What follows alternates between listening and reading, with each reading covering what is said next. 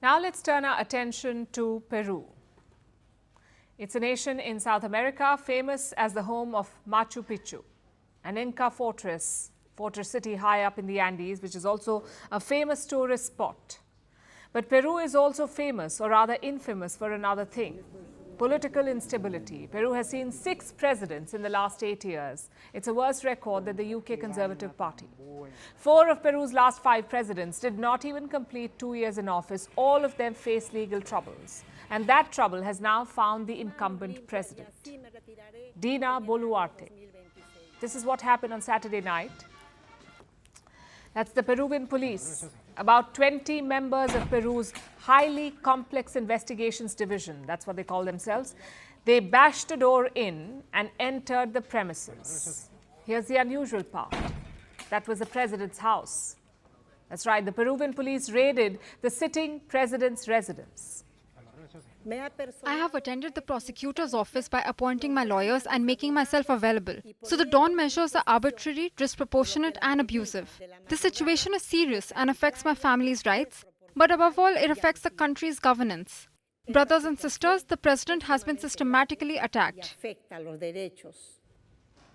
She claims that she was systematically attacked.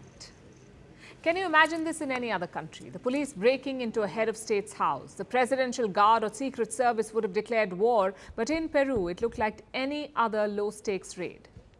The police were followed by some people in suits. They were apparently officials from the public prosecutor's office, casually strolling in as though it was an everyday event. But this is Peru, so it may very well be the case. Because you see, the country is known for its combative law enforcement and its apparent dislike for presidents. Almost all presidents since 1985 have been prosecuted after leaving office. Many have fled the country after their term ended. Some are in jail, but all of them faced the heat once they left office, and this is true for the last president too. His name is Pedro Castillo. When he was in office, Dina Boluarte was the vice president. In 2022, Castillo was impeached. He then tried to pull off a self-coup. He tried to dissolve parliament and rule by decree, but the Peruvian police was not having it. They arrested him and threw him in jail, and that's where he has been ever since. And that's also when Dina Boluarte became president. Now, as you can imagine, she has not been too popular, being the former deputy of a corrupt leader who tried to instigate a coup. There were protests after Boluarte took charge, and she responded with force. She currently faces investigations over genocide and crimes against humanity. So as you can see, she's been under pressure from day one. The latest raid seems to be another attempt to get her to resign, but this time the case is less sensational.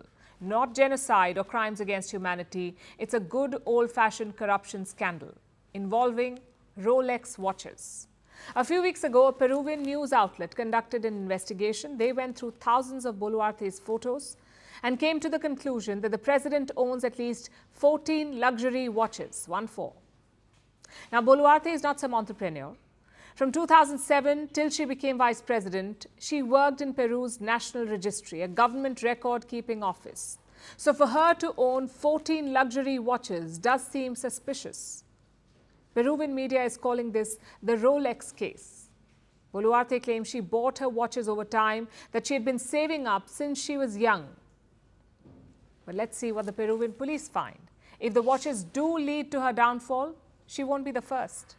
Watches have often been a bane for politicians around the world. In South Asia, the most famous example is Imran Khan, Pakistan's former prime minister. He was charged in what's known as the Tosha Khana case.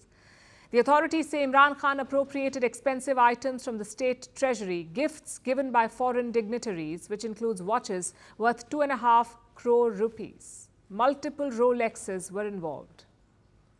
Last year, German Finance Minister Christian Lindner was under fire, again because of a Rolex. He was accused of trying to hide his Rolex and disguise his wealth.